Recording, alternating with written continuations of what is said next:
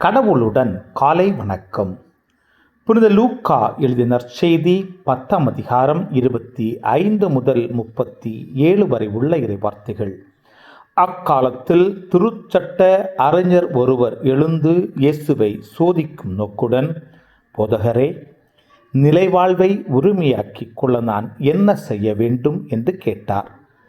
அதற்கு இயேசு, திருச்சட்ட நூலில் என்ன எழுதியிருக்கிறது, அதில் நீர் என்ன வாசிக்கிறீர் என்று அவரிடம் கேட்டார். அவர் மறுமொழியாக, உன் முழு இதயத்தோடும் முழு உள்ளத்தோடும் முழு ஆற்றலோடும் முழு மனதோடும் உன் கடவுளாகிய ஆண்டவரிடம் அன்பு கூர்வாயாக. உன் மீது நீ அன்பு கூர்வது போல் உனக்கு அடுத்திருப்பவர் மீதும் அன்பு கூர்வாயாக என்று எழுதியுள்ளது என்றார். இயேசு, சரியாய் சொன்னீர், அப்படியே செய்யும், அப்பொழுது வாழ்வீர் என்றார். அவர் தம்மை நேர்மையாளர் என காட்ட விரும்பி, எனக்கு அடுத்திருப்பவர் யார் என்று இயேசுவிடம் கேட்டார். அதற்கு அவர் மறுமொழியாக கூறிய உவமை, ஒருவர் எருசலேமிலிருந்து எரிக்கோவுக்கு போகும்போது கள்வர் கையில் அகப்பட்டார். அவருடைய ஆடைகளை அவர்கள் உரிந்து கொண்டு அவரை அடித்து குற்றுயிராக விட்டு போனார்கள். குரு ஒருவர் தற்செயலாய் அவ்வழியே வந்தார். அவர் அவரை கண்டதும் மறுபக்கமாக விலகிச் சென்றார்.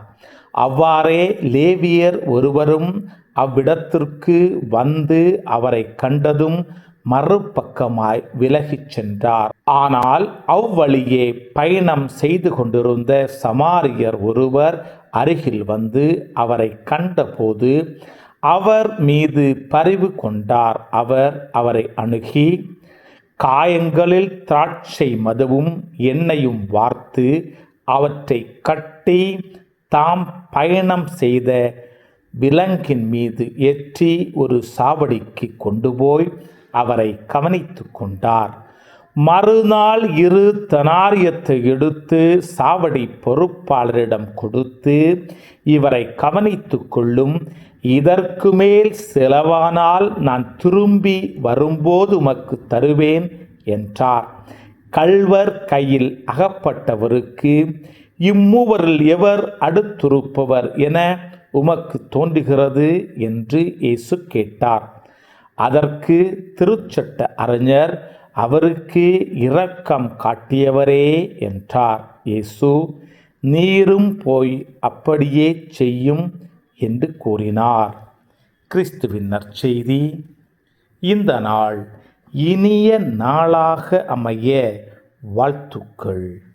பல பல பல புதுமைகள், பெருமைகள், இனிமைகள் இறங்கிய நல்ல நாள், ஒரு நல்ல நாள், நம் தேவன் தந்த நாள். இது நல்ல நாள், ஒரு நல்ல நாள், நம் தேவன் தந்த நாள்.